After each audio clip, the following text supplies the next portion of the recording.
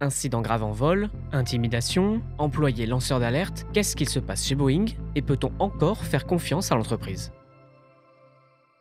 Si l'on en croit ces hommes-là, pas trop non. Ed Pearson est un ancien responsable de chez Boeing. Sam Salepour, lui, il travaille encore en tant qu'ingénieur qualité. Ils ont témoigné avec deux autres lanceurs d'alerte devant une commission d'enquête du Sénat américain. Ces derniers mois, Boeing a fini par attirer l'attention des autorités américaines. D'abord, c'est une porte qui s'arrache en plein vol, puis une roue qui tombe au décollage et ensuite, le capot d'un réacteur qui s'envole. Face à tout ça, le monde veut évidemment savoir si le constructeur ne ferait pas preuve de négligence pendant la construction de ces appareils. Pour gagner du temps, Boeing prendrait des raccourcis de fabrication, ce qui réduirait considérablement la sécurité des appareils. I literally saw people jumping on the pieces of the airplane to get them to align. I call it the Tarzan effect.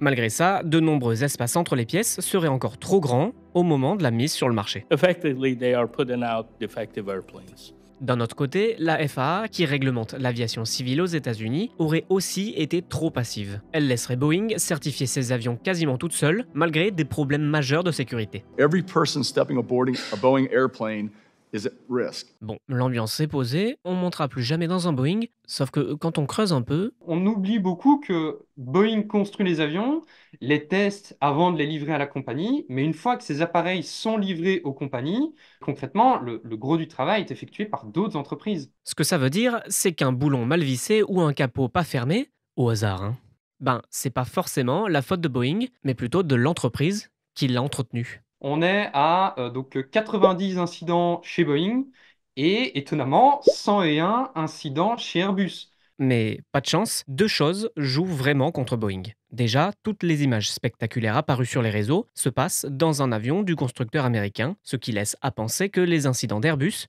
sont plus nombreux, mais moins graves. Mais le plus étrange se passe au sein de Boeing. Les anciens employés de l'entreprise, devenus lanceurs d'alerte depuis, recevraient des intimidations. C'est le cas de Sam Salepour, qui dit avoir reçu des menaces physiques et verbales avant son audition au Sénat américain. After the threats and after this, it's like, it really scares me.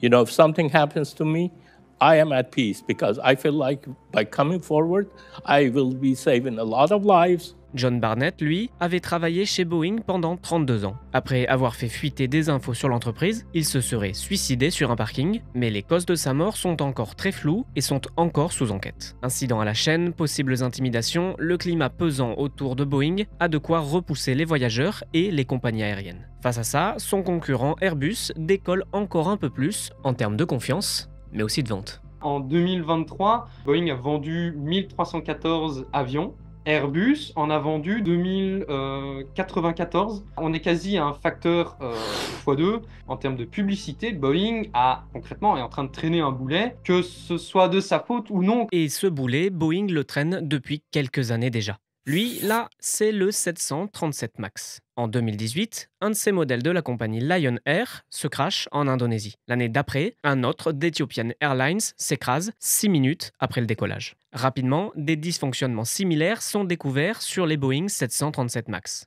Résultat, plusieurs compagnies aériennes annulent leurs commandes de Boeing et vont voir la concurrence chez Airbus, où ce genre d'accident est moins fréquent. Les incidents de ces derniers mois sont loin d'arranger ce déficit de confiance déjà présent. C'est clair et net, il y aura un effet négatif. À voir aussi à quel point les répercussions seront grandes.